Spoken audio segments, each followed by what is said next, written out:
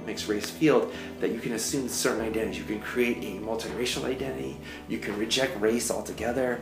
So there's all kinds of multiple identities that could happen simultaneously. That it's not one or the other, in other words. That it's all of it and above.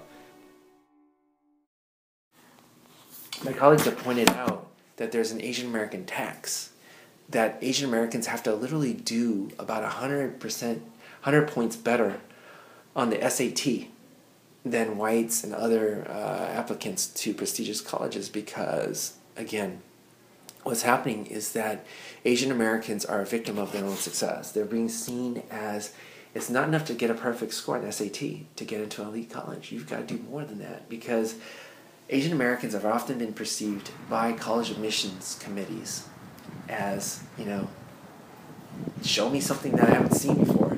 So a perfect SAT 4.0 GPA is no guarantee. That's the tax part. You almost have to prove beyond that to have a chance with whites and others to get into prestigious colleges. What I call multiple circles of identity that are part and parcel of every Asian American, regardless of if they're immigrant or US born. And I think that that's part of the Asian American experience as they try to adjust and figure out how to define themselves in an America that still sees them in different ways through the media and through politics as foreign and as the model minority. This perception that all Asian Americans are highly educated, that they're super wealthy, you can see how immigration may shape that. Because if, for example, we are not just letting anybody here, right, into the United States as an immigrant, you have to have some kind of education, some kind of skill, and oftentimes a lot of money. If we're filtering out for those kinds of things, as you can imagine, you're likely to create kind of an elitist kind of segment of the community that are highly educated, that are wealthier, that have certain types of skills that most Americans would not have, because that's what we wanted. That's why we reformed the Immigration Act. And so that's part of the stereotype and why it exists. And as you can imagine, Asian immigrants, like every immigrant group, I would argue, values education. Every group values education. I defy anybody to tell me that there's a culture out there that doesn't value education.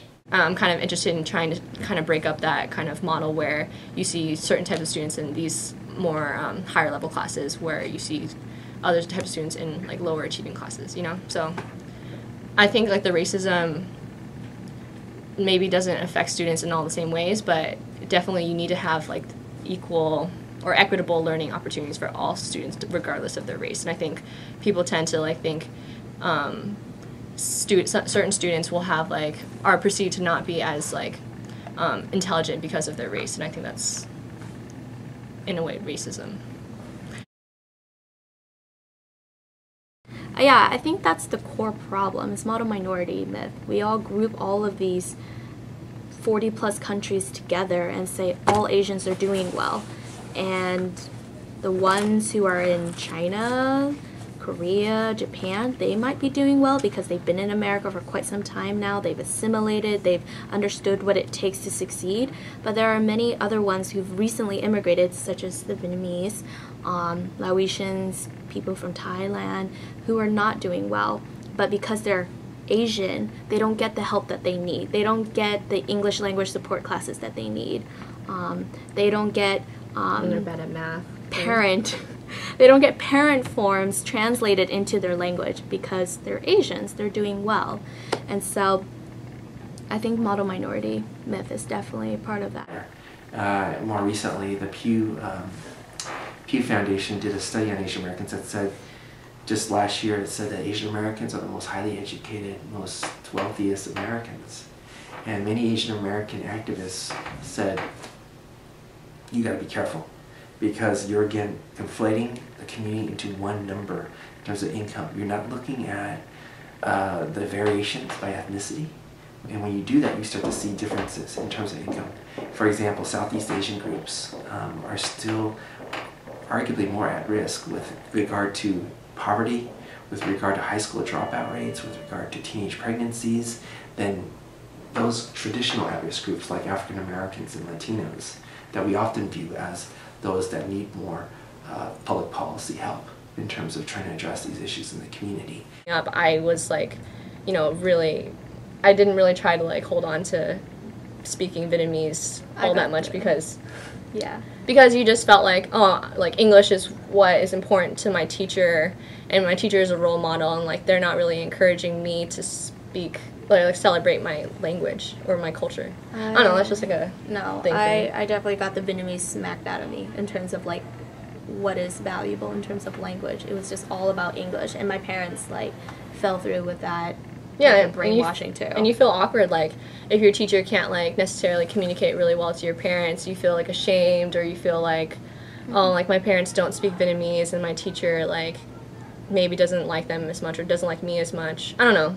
There's like a whole lot of other things that have to do with like being kind of like different from what other students are. And it's not to say like this problem doesn't exist in like other households where like English is not the primary language at home. Like a lot of other students feel this way.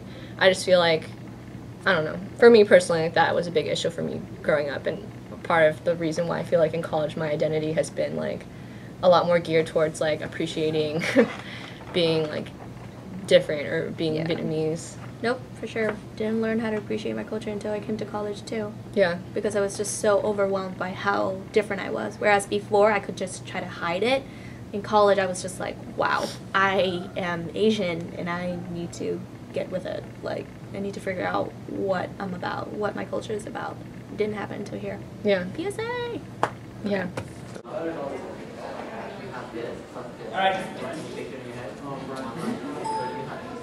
Alright, so whole name of this game is that there's different types of jam. And you're going to guess what this is made of. Now, when you're a kid and you're Vietnamese, you never know the name of the food you eat. So you make up your own name, right? So the title here just names that I thought they were.